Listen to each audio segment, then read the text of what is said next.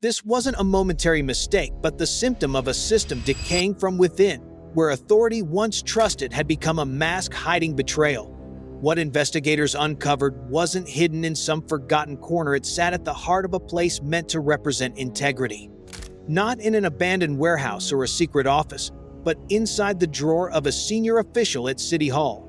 Documents that seemed harmless concealed a complicated truth. When the first footsteps echoed through the corridors at 5 a.m., the halls of power suddenly became the stage where denial could no longer stand.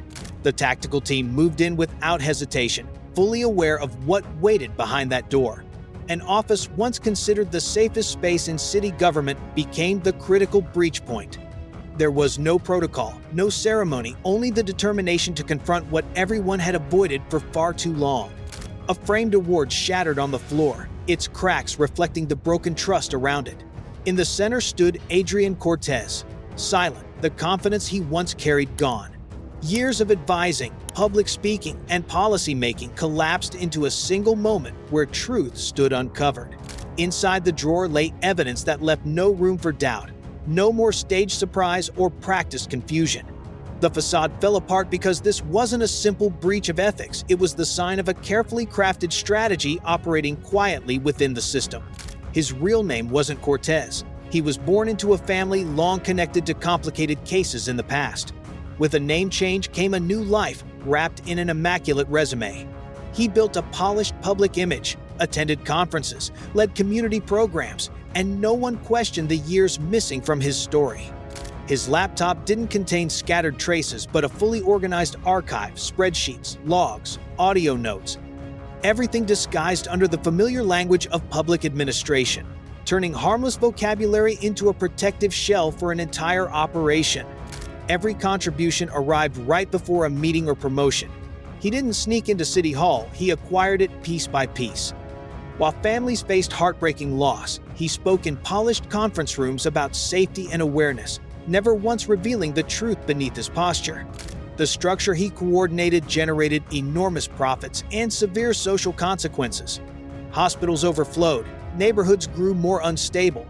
Years of painful statistics pointed back to systems once controlled by his family, now digitized and refined under him in a way far harder to detect.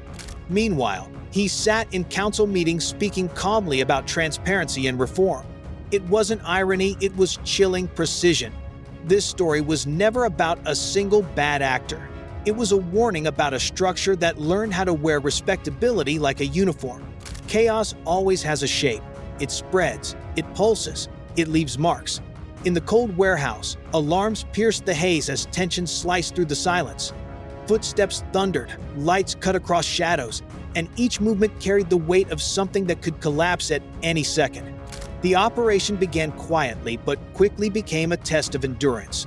Sergeant Grant, seasoned by years of field work, reacted on instinct when a suspect fled. He pulled the man down to shield him and absorbed a harsh impact to his own shoulder. Still, his hand held the radio steady, keeping the unit aligned. Grant hit the cold floor, pain tearing through his arm, but his focus never wavered. Blood soaked into his sleeve, his breath short, yet his voice stayed firm. "Area secure. Push forward," he said. His calm steadiness held the perimeter intact until medics reached him. Medics rushed in as agents pressed deeper into the warehouse. Their lights revealed crates hiding carefully disguised goods, packed neatly behind shipments meant to appear routine. Nearby lay imported equipment with altered markings, suggesting this location was only one small fragment of something much wider. No one managed to slip away. Exits had been sealed long in advance. At 4:19 a.m., the operation shifted to a new front, a high-rise office masquerading as a consulting firm. Its smooth exterior hid a financial hub for the network. Here, resistance wasn't the greatest danger, hostages were. A helicopter hovered in the night, floodlights sweeping across reflective windows. Inside, the tactical team moved up the narrow stairwell step by step. On the 22nd floor, the scene froze, a gunman clutching a hostage, hands trembling, eyes rigid. The room was suspended in a cold, breathless stillness. A sudden scream burst from the hallway, followed by a blinding flash that shattered the moment. In that single second, the team surged in, subduing the assailant and pulling the hostage to safety. She trembled violently but survived. At 4:52 a.m., another door in Yonkers gave way, revealing yet another layer of the network. A disguised gaming room emerged. No windows, no signs. The entrance posed as a supply closet, but inside were ledgers, currency counters, and lists of payments tied to various public employees. The air hung heavy with resignation. No one ran and no one argued. They knew the collapse had already begun. By sunrise, over 1,000 people were detained, thousands of digital records secured, dozens of operational points dismantled. Yet victory didn't feel clean. It left marks on both the force and the neighborhoods it protected. Power, once threatened, never falls quietly. It strains, it resists, it scars. Officers were injured, communities shook. The echoes of chaos faded into the wail of ambulances. Discipline, however, kept the city from slipping further. Everyone understood that dismantling a system embedded inside government would never come without emotional and social cost. Inside the Federal Analysis Center, walls were covered with evidence. Photos, receipts, shipping logs, signatures all connected by red thread. It wasn't disorder but a pattern, a design taking shape. Each piece linked to the next until the outline of something far bigger emerged. When the final pin was placed, it revealed not a street network, but a hierarchy of influence. What started with a drawer in City Hall led to cold storage depots, transport corridors, freight yards, and executive boardrooms where clean-looking contracts hid deeper intentions. The turning point came from a simple spreadsheet recovered in Yonkers. No encryption, no concealment left in the open by someone convinced exposure was impossible. Row by row, routine terminology, masked transactions far from routine. Individually, each item looked legitimate. Together, they formed a signal. This wasn't administration, it was automation of wrongdoing. Names surfaced not from wanted lists, but from municipal payrolls. Evaluators, supervisors, coordinators, even officers overseeing surveillance systems. The deeper analysts dug, the clearer the structure became. This was no messy backroom scheme, it was a system polished through paperwork. Approvals, memos, grants, contracts had become tools of manipulation. And by morning, New York hadn't awakened to a scandal, it had awakened to a battlefield. This conflict wasn't fought in alleys, but in offices above them.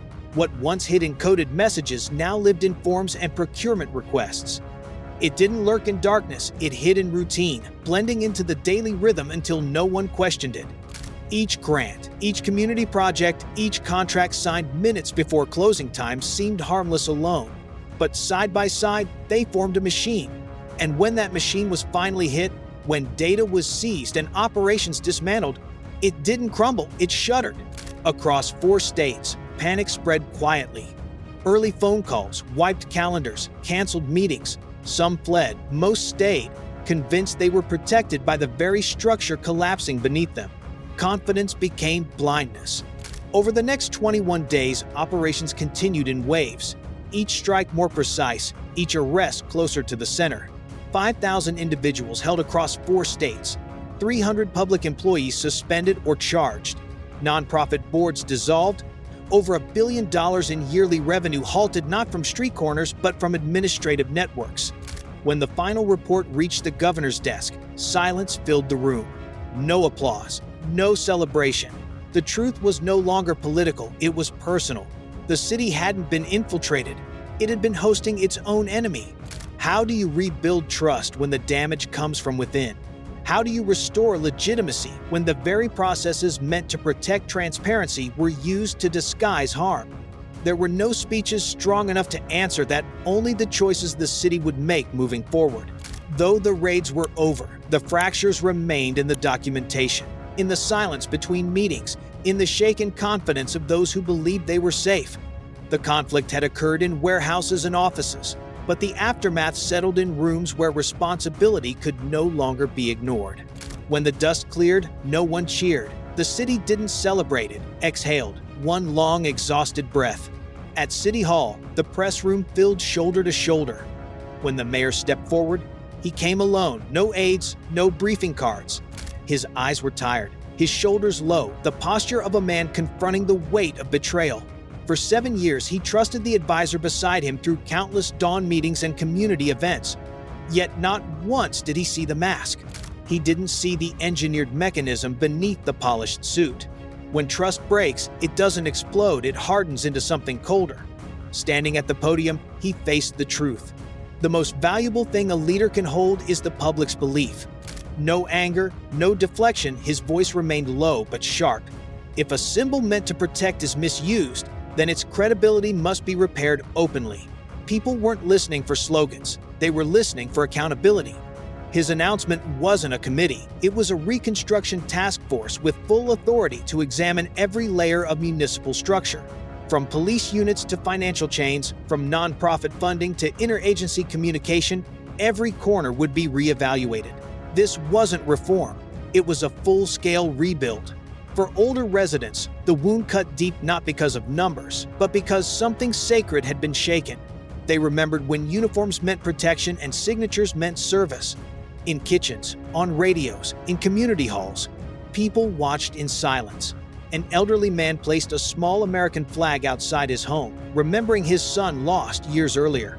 A retired teacher said they trusted because they needed to, and that trust had been misused. This wasn't outrage, it was grief. Places of worship opened their doors, community centers arranged chairs in circles. Questions arose not about punishment, but about truth. Who oversees the overseers? Who checks the hands that once approved silence? The mayor's final words felt like a lifelong vow. He said the city would rise again slowly, carefully, honestly, because wrongdoing doesn't vanish when the sirens fade. Trust must be earned back, act by act. The raids ended the network, but rebuilding would be the true struggle.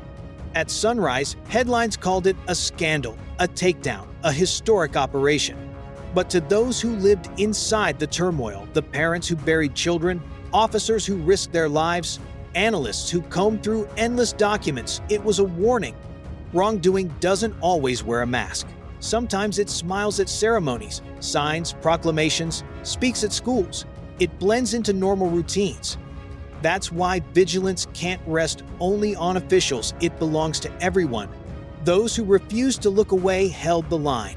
People who worked in silence, medics who ran toward danger, analysts who spotted patterns others missed. They didn't just defend a city. They defended the idea that it was still worth saving.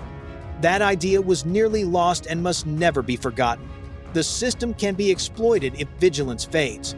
And once trust is broken, only responsibility and honesty can bring it back. Not just officials, every resident must remain watchful. When the network tried to rewrite the city from the inside, it was ordinary people with extraordinary resolve who stopped it. They protected the foundation of hope itself. In the end, they didn't just protect a place, they protected the belief that the city could heal. They held on to something fragile yet vital. The reason to believe goodness still has a place. That is what must never be forgotten.